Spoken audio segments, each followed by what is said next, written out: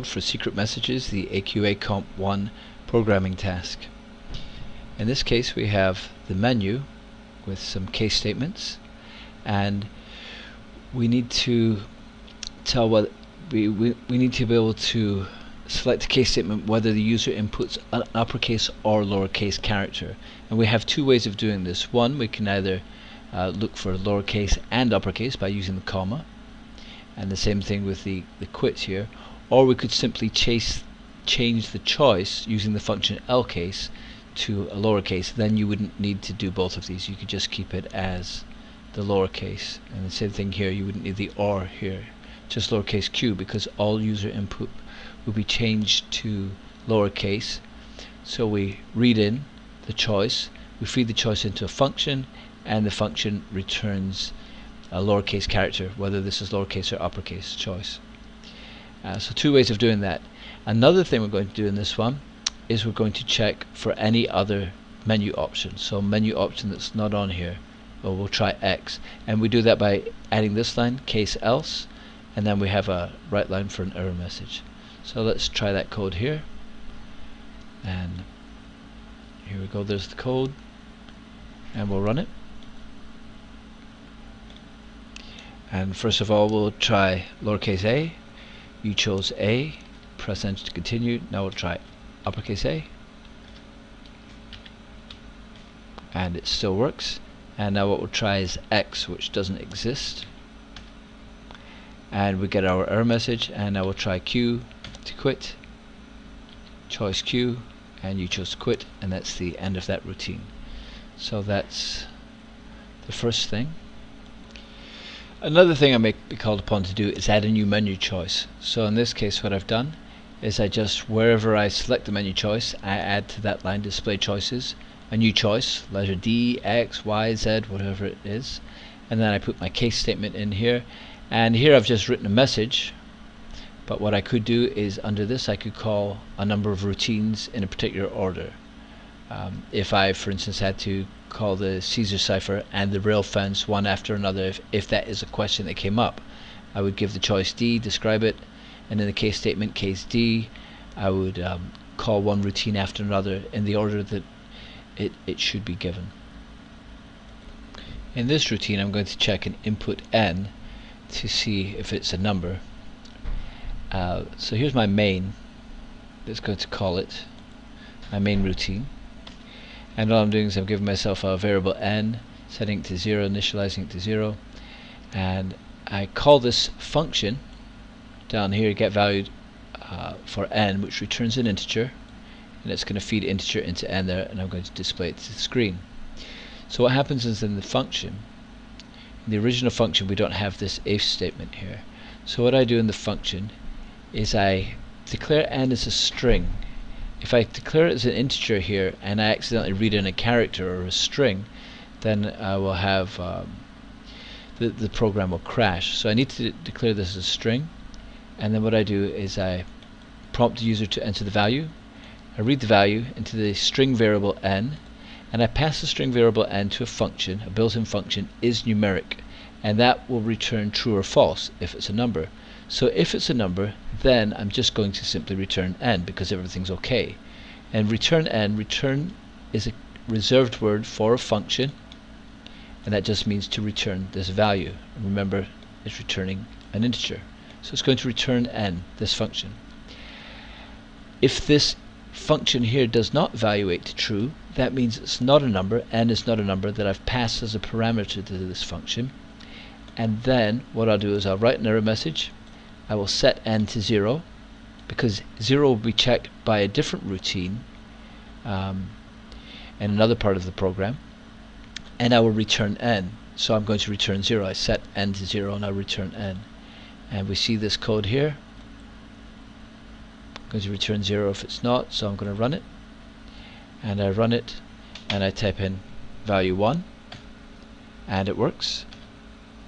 And now I'm going to run it again and I type in the value a, and it tells me this number is a, and it returns 0 to the calling routine.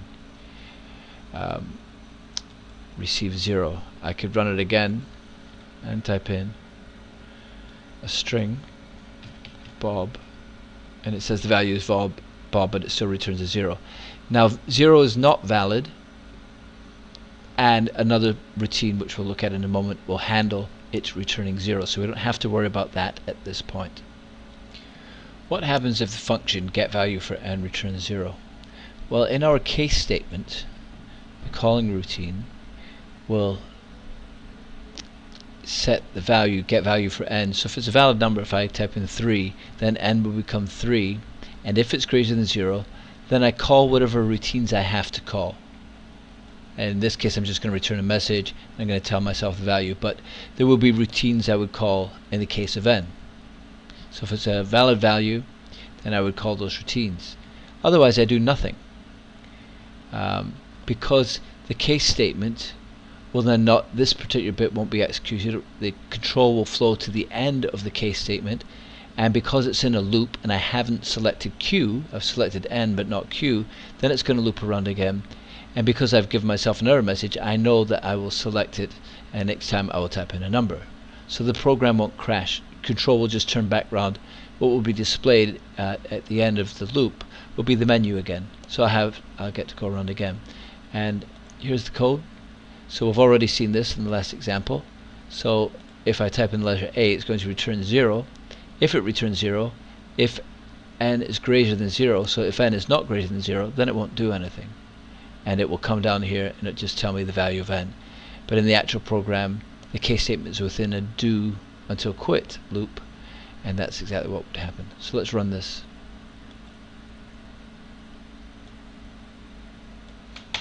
So n is 0. That's because I've set in.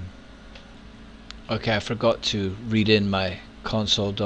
I forgot to prompt for a choice and read in the choice. So I've just rewritten it to show you, as I was explaining, how it would work in a loop, do until choice equals Q. So I've added that. So let's see. I'm going to prompt for a choice of N or Q. Now read that into the variable choice, which is a char up here, and I will call that function, and it's going to return 0. We've already seen inside getValue for n. It's going to return 0 if it's not an integer, and it's going to do that by reading in as a string and using this built-in function. And if it does return 0, I have an if statement that's just going to check this case and give an error message, and that's all I need to do. I don't have an else. I just say if it's incorrect, give myself an error message. I'm going to print this to the screen, and then I'm going to end it. The case Q just allows me to quit. Okay.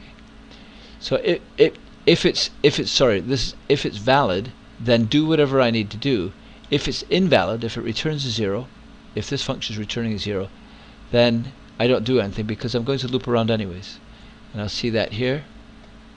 I'll run this, and I'm going to enter my choice. It's going to be value for n, and I'm going to enter a valid value, which is 1, and so I can do whatever I need to do. I'm going to do this again,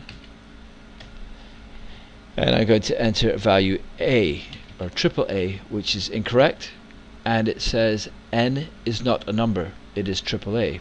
Enter n, so I could do it again, and I could enter a valid value, and this time I'm going to enter Q to quit, and I'm going to quit.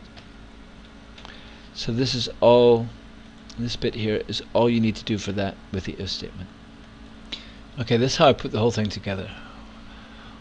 What I do here is I have my case n, and when I select my case n, I call the subroutine. It's not a function, it's a subroutine called get start and end position or something like that, and I pass it 2 parameters to get the start position and the end position. These are numbers, and it's a subroutine, and they're called by reference because I want to change the values out here in main. So I pass the 2 values in, and it will read them from the user and pass them out.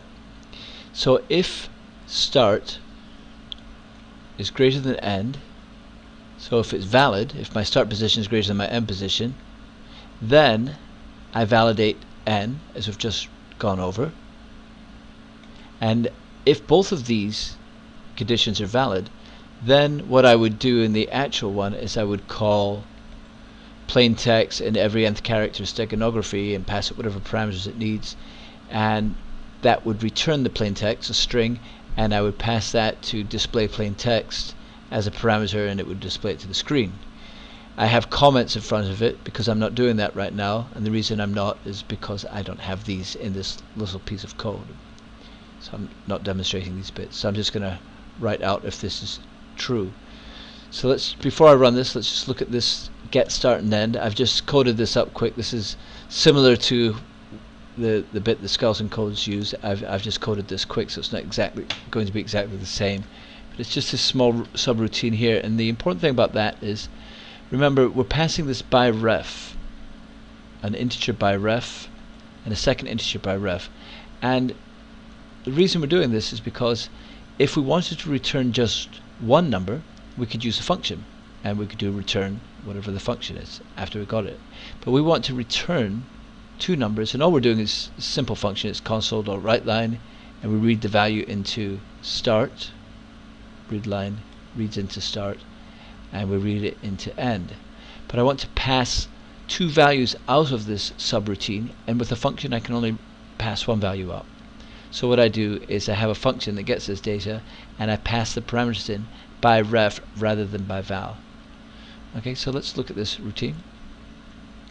I'm going to run it,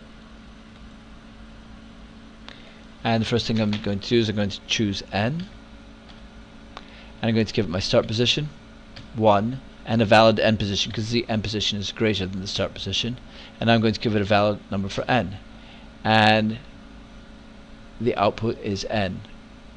If this was the skeleton code, it would call the steganography routine, but it's not. This is just a test thing. So I'm going to try this again. I'm going to do n. This time my start position is going to be 2 and my end position is going to be 1, and it tells me, the first if statement tells me that this is invalid. Now it still allows me to input a value for n which is redundant, so it's not a real good fix, but it's good enough for the exam. So I'm going to give a reasonable value for n, and now the next time round, because I'm looping, next time round I'm going to give a valid start position, a valid end position, but this time I'm going to give the letter A, and this is not a number, so the second if statement is false, and so we're back here in the loop. And that's why we don't have to loop within the functions, because we're in the middle of a loop anyways. It's not an ideal solution, but it's not bad. It's good enough for this program. And this time what I'm going to do is I'm going to select Q, and I'm going to quit, bye bye. What would happen if I ran this, selected N, and my start position I selected A? Well, it's going to crash. The reason it's going to crash is I haven't done a type check. That would be another validation check within this routine here, and I haven't done that because it's not part of this question. One other thing to be careful of is in my case statement where I have my choice, in my loop, do loop until choice equals Q, I prompt for the choice and I'm reading for the choice. When you're practicing by yourself, it's easy to write this function and prompt the user for the choice and read in the choice, and then go into your do loop, and you've read in choice, you're going to do all of this stuff here. But if that's outside of the loop, what happens? We get I get it hanging up, and by hanging up we mean we get an infinite loop. So because my selection is outside of this, I'm going to select N in this case, and I'm going to do start position, end position, and a valid N. But then I keep going back to the same place. In fact, I don't get to put a Q in anywhere, and that's all because I didn't have this selecting the data inside a loop. Sometimes the screen will run depending what you've done, and you get an infinite loop keep running because you haven't allowed yourself within a loop to make another choice, so you never come out of the loop, and that's an infinite loop and you don't terminate it.